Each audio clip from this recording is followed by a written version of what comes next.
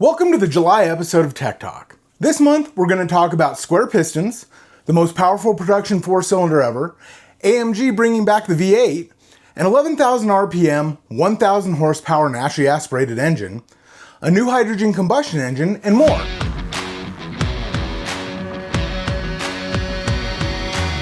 So let's jump right into the first segment. So the first article I'd like to discuss this month is the Mercedes-AMG M139. So the M139 was released 7 years ago, and it was touted as the most powerful production turbocharged four-cylinder engine ever. It had 416 horsepower, 369 pound-feet of torque, and it displaced the previous generation AMG four-cylinder, the M133, by a significant amount. Now, 7 years later, still king, with 469 horsepower and 402 pound-feet. It was designed from the start to be a high-stress, high-strung, four-cylinder engine, and it had plenty of design elements built into the block and the engine itself for strength and rigidity. The new extra power in the modern M139 comes from a refined cylinder head where they've revised the port design and moved the valve locations. It also comes from a hyper-efficient turbo that makes 30.5 pounds per square inch of boost and spins to 169,000 RPM. The real question is, can that ever be dethroned? Not because it's technically impossible, but is a high-power four-cylinder even feasible anymore now that the CAFE standards have been reduced and powerful V8s are back in the marketplace? Time will tell, but one thing is for sure, we love high-strung four-cylinders, and the M139 is an amazing power plant. The next article I'd like to get into is our motor versus engine debate. This one's a good argument starter. The article discusses the definitions of motor and engine from three of the most respected English dictionaries in the world. So let's go over those definitions real quick. So the first one we'll do is Merriam-Webster because that's probably the most respected dictionary. Engine, a machine for converting any of various forms of energy into mechanical force and motion. Also, a mechanism or object that serves as an energy source. Nobody's debating what an engine is, but a motor, it specifically calls out an internal combustion engine as being a motor, especially a gasoline engine. Come on, that's it. So at the end of the day, they're grammatically interchangeable when it comes to internal combustion power plants. Sure, there's a colloquial separation of the two terms, but calling an internal combustion engine a motor isn't wrong. I'm sure people are going to keep arguing over it, thinking they're smarter than the dictionary, but at the end of the day, don't be an actually guy and try to correct other people, especially if you're not right. So the third thing I'd like to get into is one that I'm super excited about, and that's announcing the EngineLabs giveaway big block winner. After crossing all the I's and dotting all the T's, we were finally able to announce the winner of the EngineLabs giveaway presented by Summit Racing. So a quick recap, we built a 632 cubic inch naturally aspirated big block on the PRI show floor with the help of Nick Bacallis from Bullet Racing. We dynoed it at 962 horsepower with a torque curve, well, more like a plateau, that was so flat you could build a house on it. The winner is Dylan Stauffer of Ohio, and he's likely going to shoehorn this into a Chevy Silverado. Now that wouldn't be our first choice, but Dylan is a truck guy. He has a pretty badass S10 already, and it only makes sense that he gets a larger chassis for the larger engine. He and his dad actually road tripped out to Bullet Racing to pick up the engine in person as opposed to having it shipped. And an upside is he got a tour of the shop from Nick. We're super excited that Dylan is so enthusiastic and that he brought his dad and it's already turned into a family project.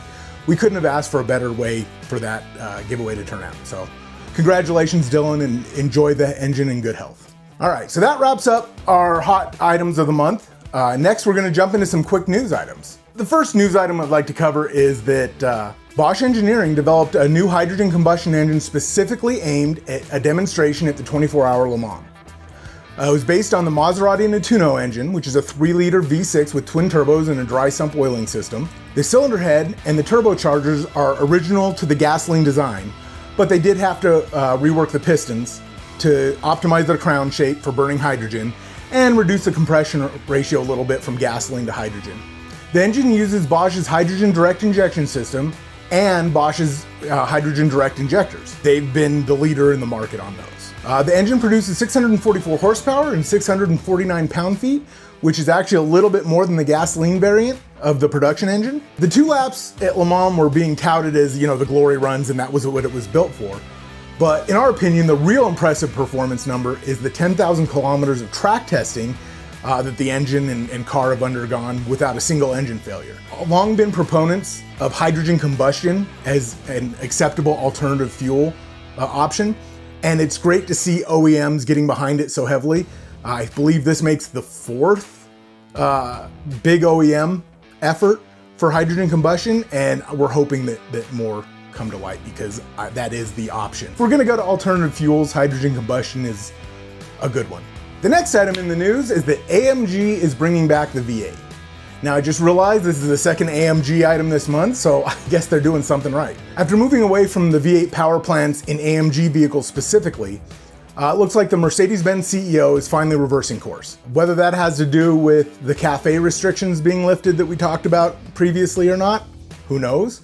But they are, so that's the good news.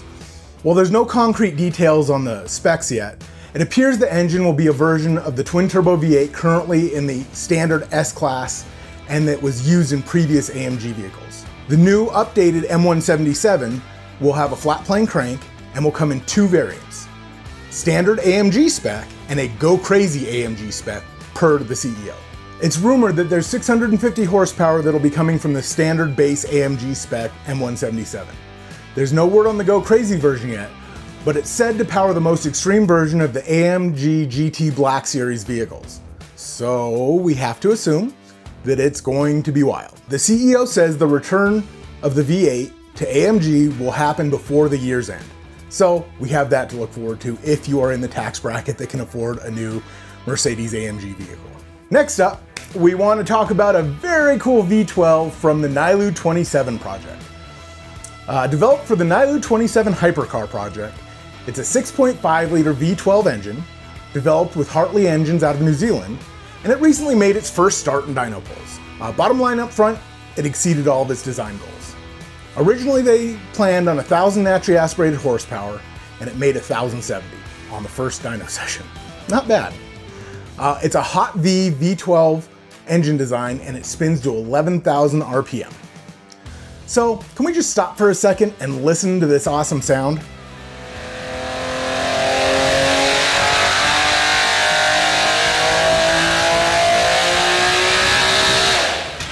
Yeah, that's angels from heaven.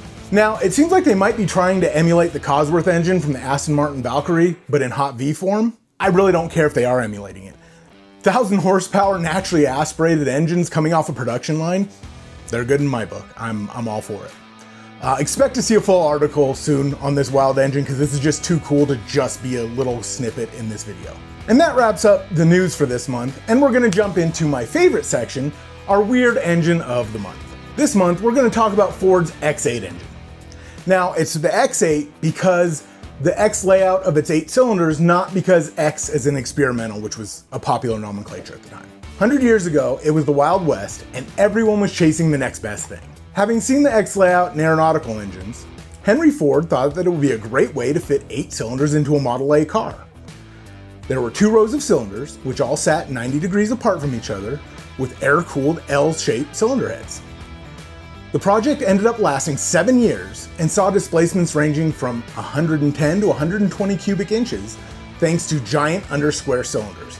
Unfortunately, it never made it out of the prototype phase, and the Model A ended up just getting an inline 4-cylinder engine. However, there are some historians who believe the knowledge gained in the X8 project directly led to the development of the Ford flathead V8 engine.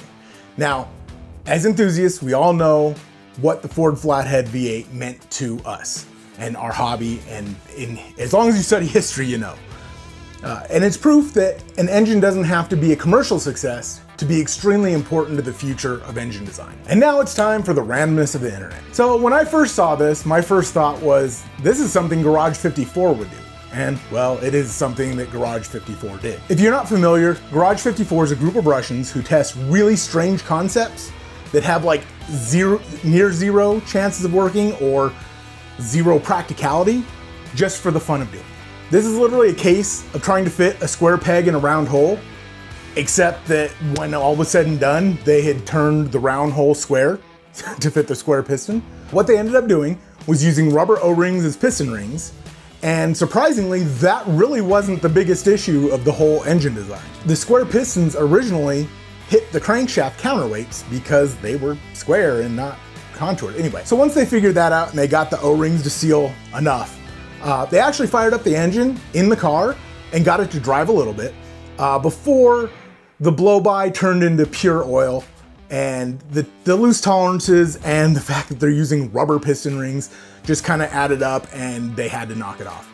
But they answered the question, what would happen if you made pistons square? And the answer is nothing good, but it's possible.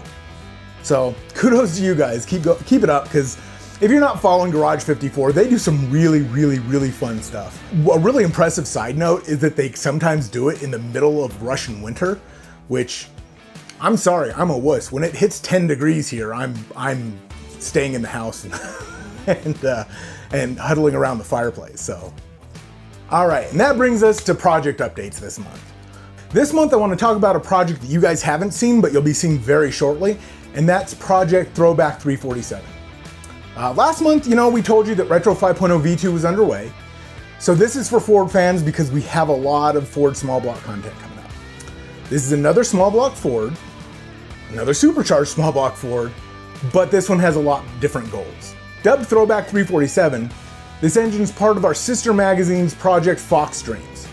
It's a Vortex supercharged 347 in a tried and true stroker combination, and it's going to make a fun driver in their 1987 Fox body. The build video will be coming very soon, so stay tuned because you're not going to want to miss it. If you like small block Fords, it is classic Ford design with some modern flair. And that wraps up the July episode of EngineLabs Tech Talk. Make sure to like and subscribe for more EngineLabs videos, and let us know what you'd like to see, Tech Talk or otherwise. So if you want to see more of this before the videos, go get signed up for our newsletter. Until next month, I'm Greg Acosta.